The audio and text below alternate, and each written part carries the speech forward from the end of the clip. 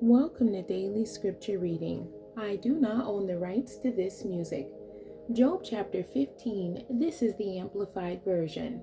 Eliphaz says Job presumes much. Then Eliphaz the Temanite answered Job and said, Should a wise man such as you utter such windy and vain knowledge as we have just heard, and fill himself with the east wind of withering, parching, and violent accusations? Should he rebuke and argue with useless talk, or with words in which there is no benefit? Indeed, you are doing away with fear, and you are diminishing meditation before God. For your guilt teaches your mouth, and you choose to speak the language of the crafty and cunning.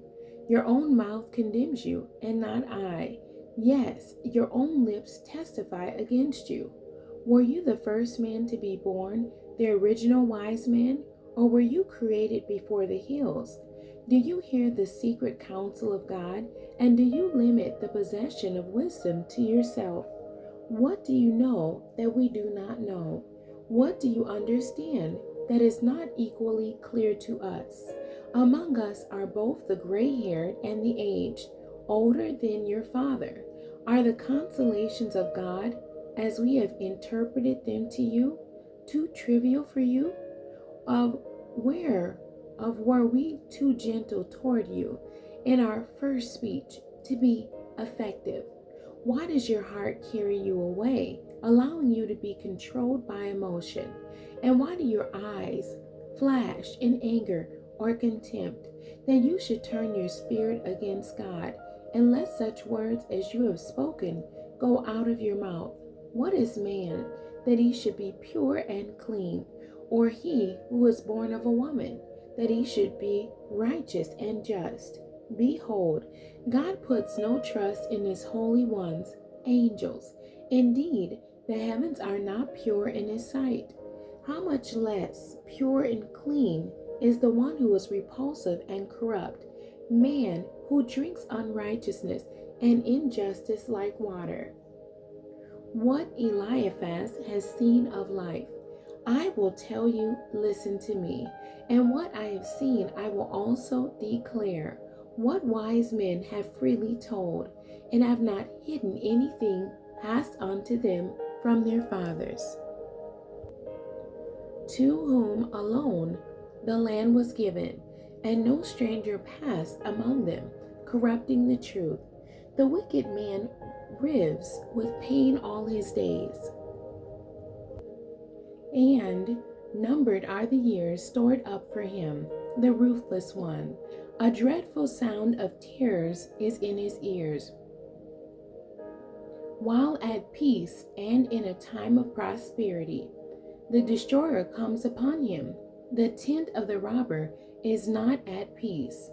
He does not believe that he will return out of the darkness for fear of being murdered. And he is destined for the sword of God's vengeance. He wanders about for food, saying, Where is it? He knows that the day of darkness and destruction is already at hand. Distress and anxiety terrify him. They overpower him like a king ready for battle, because he has stretched out his hand against God and behaves arrogantly against the Almighty, running and charging headlong against him with his ornamented and massive shield, for he has covered his face with his fat, adding layers of fat to his thighs, giving himself up to pleasures. And he has lived in desolate, God-forsaken cities, in houses which no one should inhabit, which were destined to become heaps of ruins. He will not become rich, nor will his wealth endure. And his grain will not bend to the earth, nor his possessions be extended on the earth. He will not escape from darkness, fleeing disaster. The flame of God's wrath will wither his branch, and by the blast of his mouth he will go away. Let him not trust in vanity, emptiness, futility, and be led astray. For emptiness will be his reward for such living. It will be fulfilled while he still lives, and his branch will not be green, but shall wither away. He will fail to bring his grapes to maturity, leaving them to wither unnourished on the vine, and will cast off blossoms and fail to bring forth fruit like the olive tree. For the company of the godless is barren, and fire consumes the tents of bribery, wrong, and injustice. They conceive mischief and bring forth wickedness, and their inmost soul prepares deceit and fraud. The end. God bless you, and thank you for joining me today.